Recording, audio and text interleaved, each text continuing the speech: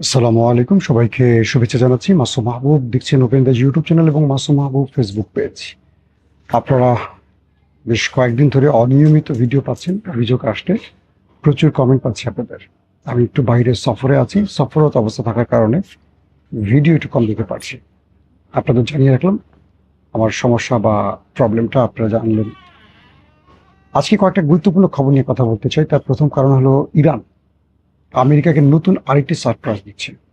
America যে স্টাইলে খেলছে ইরানের সাথে, ইরান সেম স্টাইলে খেলতে চাচ্ছে আমেরিকার সাথে। তো আজকে যে বিষয়টি ঘটছে নতুন করে, সেটি হলো আমেরিকা তার ডলারকে স্ট্রং করতে চায়। এতদিন ইরান ক্রিপ্টোকারেন্সি কিংবা ইউয়ানের মাধ্যমে তারা তাদের তেল বা গ্যাস বিক্রি করত। হঠাৎ করে ইরান তাদের চালকে তাদের পিছনে লাগিয়ে দিল। কিরকম? ইরান এখন নিজের ডলার সংগ্রহ শুরু করে দিয়েছে, অর্থাৎ তেল ইউয়ানের পাশাপাশি এবার ডলারে বিক্রি করছে। কারণ এতে করে ইরান তাদের যে রিজার্ভের ডলার সংকট ছিল সেটা কাটিয়ে উঠবে। একদিকে আমেরিকাকে খুশি করছে, আবার নিজে লাভবান হচ্ছে। আমেরিকা দেখলো তাদের খুশির চেয়ে ইরান বেশি লাভবান হচ্ছে, অর্থাৎ ট্রাম্পের খেলায় পরাজিত করলো ইরান। 2 নম্বর বিষয়, একদিকে আরব দুনিয়া তারা ইরানের সাথে গোপনে যোগাযোগ করছে, আমেরিকাকে আস্তে আস্তে সরানোর ধান্দা করছে। দর্শক, এই খবরটি দেওয়ার আগে একটা গুরুত্বপূর্ণ খবর দিয়ে, ভেনিজুয়েলায় একটা ভয়াবহ ভূমিকম্প হয়েছে। বিশেষজ্ঞরা বলছেন 1000 থেকে 1200 বছরে এরকম দু একবার ভূমিকম্প হতে পারে। তার মানে 1200 বছর বা 1000 বছরে এরকম একটা ভূমিকম্প আসতে পারে, এটা বিশেষজ্ঞরা বলছেন। তার মানে কি ভয়াবহ ভূমিকম্প কল্পনা করতে পারছেন আপনারা? বলা হচ্ছে পুরো ভেনিজুয়েলাকে কাঁপিয়ে দিয়েছে এই ভূমিকম্পটি। এবং এখন পর্যন্ত অনেকে বলছেন যে এতে প্রায় লক্ষাধিক মানুষের প্রাণহানির আশঙ্কা রয়েছে। এখন পর্যন্ত মাটির স্তূপের নিচে, ধ্বংসস্তূপের নিচে হাজার হাজার মানুষ আটকা পড়ে আছে।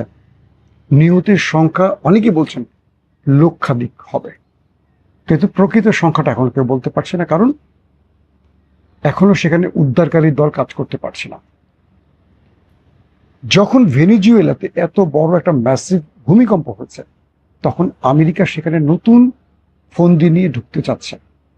আপনারা জানেন ভেনিজুয়েলার প্রেসিডেন্ট নিকোলাস মাদুরোকে এক রাতের অন্ধকারে একটা বড় কমান্ডো নামিয়ে আমেরিকা তুলে নিয়ে গেছে।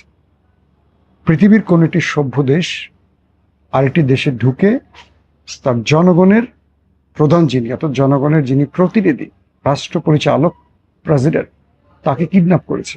এবং এটাকে তারা বাহবা দিচ্ছে নিজেরাই, গণতান্ত্রিক সভ্যতা। নিকোলাস মাদুরোর পর তার দেশের মধ্যে দ্বিতীয় ভূমিকম্প হলো এটি। অর্থাৎ প্রথম ভূমিকম্প ছিল তাকে তুলে নেওয়া, একটা আইন শৃঙ্খলা বাহিনী, তার সেনাবাহিনী সব থাকার মধ্যেও মার্কিন হেলিকপ্টার এসে তাকে নিয়ে চলে গেল। ভেনেজুয়েলার সামরিক বাহিনী চেয়ে চেয়ে দেখল, কেমন বিশ্বাসঘাতক জাতি। তো সেই জাতির উপর এবার একটা ভয়াবহ ভূমিকম্প এলো, যেটি 1000 থেকে 1200 বছরে একবার আসতে পারে। এত ভয়াবহ ভূমিকম্পটি এবার ভেনেজুয়েলা আসে দেখল। আমেরিকা সিদ্ধান্ত নিল তারা এবার সেখানে একটা বড় বাহিনী পাঠাবে তাদের সাহায্যের নাম করে। আমেরিকার বিষয়ে কিছু তথ্য এরকম আসছে যে আমেরিকা সেখানে উদ্ধারকারী বা সাহায্যকারী দলের ভেতরে তাদের গোয়েন্দা বাহিনী, সিআইএর লোক পাঠাবে। এবং তেল, ভেনেজুয়েলার, আপনারা জানেন যে ভেনেজুয়েলার তেল পৃথিবীতে সবচেয়ে মূল্যবান তেল। সেই তেল লুট ইতিমধ্যে আমেরিকা শুরু করে দিয়েছে। এটা আরো পারফেক্টলি লুট করার জন্য এই ভূমিকম্পের নাম করে একটা বিশাল দল আমেরিকা থেকে আসতে যাচ্ছে। অর্থাৎ এক বিপদের মধ্যে আরেক বিপদ ভেনেজুয়েলা দেখতে যাচ্ছে। আসেন 3 নম্বর যে গুরুত্বপূর্ণ খবর, সেটি কাতারের রাষ্ট্রপ্রধান এবং ইরানের রাষ্ট্রপ্রধানদের মধ্যে নাকি বেশ কয়েকবার আলোচনা হয়েছে টেলিফোনে। কাতার আরবের মধ্যে একমাত্র দেশ যাদের সাথে ইরানের সবচেয়ে ভালো সম্পর্ক, সবচেয়ে, অনেকের সাথে ভালো কিন্তু সবচেয়ে ভালো সম্পর্ক। কাতার একদিকে ইরানকে ম্যানেজ করে, একদিকে আমেরিকাকে ম্যানেজ করে, একদিকে তুরস্ককে ম্যানেজ করে। আপনারা জানেন সাম্প্রতিক যুদ্ধে কাতারে ইসরায়েল অ্যাটাক চালিয়েছিল। এরপর কাতার একটা কঠিন প্রতিক্রিয়া দেখালেও পাল্টা জবাব দিতে পারেনি কাতার। কারণ কাতারের সেই রকম সামরিক বাহিনী বা স্ট্রং কোনো সামরিক বাহিনী নেই, যার ফলে কাতার কোনো শক্ত প্রতিবাদ করতে পারেনি। তবে কাতার একটা বিষয় প্রমাণ পেয়েছে, যখন ইসরায়েল তাদের উপর আক্রমণ করেছিল আমেরিকা মুখে কুলুপ এঁটে বসেছিল যে আমেরিকাকে ট্রিলিয়ন ট্রিলিয়ন ডলার কাতার দেয়, তেল বিক্রির টাকা, গ্যাস বিক্রির টাকা, সেই টাকা আমেরিকা পকেটে নেয়, কিন্তু কাতারকে কোনো নিরাপত্তা দেয়নি ইসরায়েল আক্রমণের পর। তখন কাতার বুঝতে পেরেছে যে ইসরায়েল যদি কখনো এই দেশটি দখলও করে, আমেরিকা চুপ করে না দেখার ভান করে থাকবে। শুধু কাতার নয়, পুরো আরব, পুরো গালফ এটি বুঝতে পেরেছে। তো তারপর থেকেই আমরা দেখলাম যে ধারাবাহিক অনেকগুলো রাজনৈতিক সিদ্ধান্তের পরিবর্তন হয়েছে আরব দেশগুলোর মধ্যে। ভেতরে ভেতরে আরবরা চেষ্টা করছে ইরানের সাথে সম্পর্ক বৃদ্ধি করতে, এবং ইরানও চেষ্টা করছে তাদেরকে যে কোনোভাবে বাগে আনার জন্য, অর্থাৎ আরবকে তার পক্ষে রাখার জন্য। বলা হচ্ছে সাম্প্রতিক সময় মাসুদ পেজেশকিয়ান, ইরানের যিনি প্রেসিডেন্ট, তিনিও আরবের সাথে কাজ করছেন, এবং আরবের জনগণ, আরবের সরকার ইরানের সাথে গোপনে যোগাযোগ করছে। এবং কয়েকটি ক্ষেত্রে আমেরিকা কাতারকে ম্যানেজ করতে চাইলো, কাতার আমেরিকার কথা শোনেনি। বলা হচ্ছে কাতার আমেরিকাকে বলে দিয়েছে যে তোমরা আমাদের দেশে আমাদের সাহায্যের নামে আসছিলে, কিন্তু ইরান যখন হামলা করেছে তোমাদের সাহায্য আমরা খুঁজে পাইনি, উল্টো তোমরা নিজেকে বাঁচাবার জন্য পালিয়েছ। তার মানে তোমরা আমাদের জন্য পারফেক্ট নিরাপত্তাকারী নাও। দ্বিতীয় যে বিষয়টি হলো যে ইসরায়েল যখন আক্রমণ করেছিল, আমেরিকা ইসরায়েলকে কোনো কিছু বলেনি, ইভেন একটা প্রতিবাদও এইভাবে জানায় না। তো সব কিছু মিলে কাতার এখানেও বুঝতে পারছে যে তাদের শত্রুরা যখন এগিয়ে আসবে, তখন এই পাহারার নামে আমেরিকা কিচ্ছু করবে না। তো এখন যে বিষয়টি হচ্ছে যে কাতার একটা আরব নেটওয়ার্ককে নিয়ে ক্রমান্বয়ে এগিয়ে আসছে, যাতে ইরানের সাথে একটা ভালো চুক্তি করতে পারে। ইরান এখানে কিছুটা জেচে তাদেরকে অফার করছে, এবং তারা ওপেক প্লাস বা ওপেকে ঢোকার চেষ্টা করছে। পাশাপাশি আরবরা এবং ইরানরা তারা চাচ্ছে তেল বিক্রি বা গ্যাস বিক্রির ক্ষেত্রে তারা ভেতরে একটা যোগাযোগ তৈরি করবে, এবং একই সাথে তারা তেলের যেই ভান্ডার এটাকে কন্ট্রোল করবে ওয়ার্ল্ডে। ইরান এবং আরবরা সম্মিলিতভাবে তেল বিক্রির কিছু সিন্ডিকেট তৈরি করবে, যেখানে আমেরিকানরা বা পশ্চিমারা খুব বেশি সুবিধা করতে পারবে না। তবে সবচেয়ে ইন্টারেস্টিং যে ব্যাপার সেটি হলো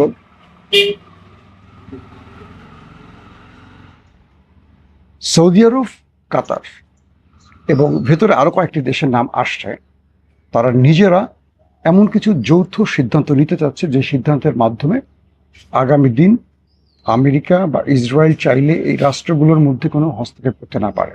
পাশাপাশি আমেরিকাকে এক অর্থে বলা যায়, যদিও আমেরিকার সাথে দীর্ঘদিনের একটা জোট তাদের, বা হুট করে আমেরিকাকে বের করে দেওয়া যায় না।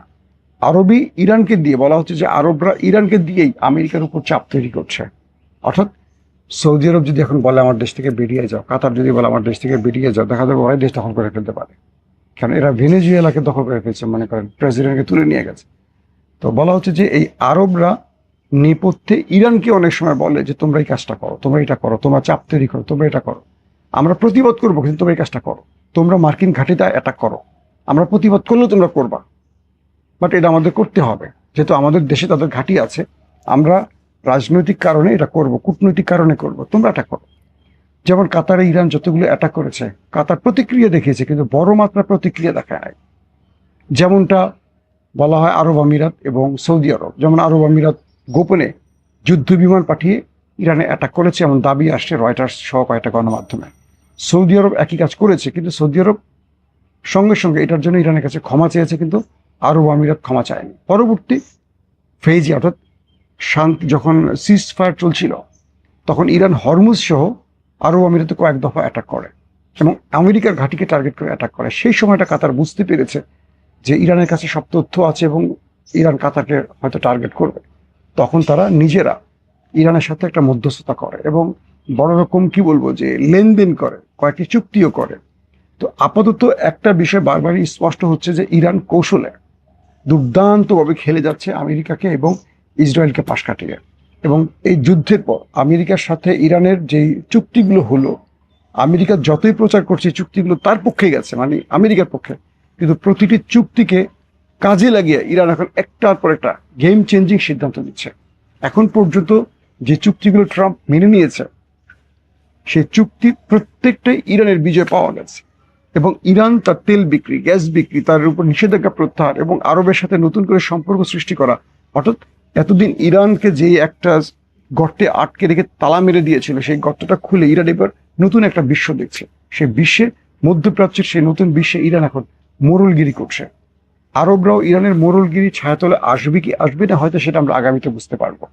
তবে ইন্টারেস্টিং যে তথ্যটি, ডোনাল্ড ট্রাম্প বুঝতে পারছেন যে ইরান এই লড়াইতে তিনি, মানে ইরানের এই যুদ্ধে আমেরিকা হেরে গেছে, এটা আমেরিকানবাসী না, পৃথিবীবাসী জেনে গেছে। তাই ডোনাল্ড ট্রাম্প নতুন নতুন কথা বলছেন, কিন্তু পরাজয় প্রকাশ্যে মেনেও নিচ্ছেন।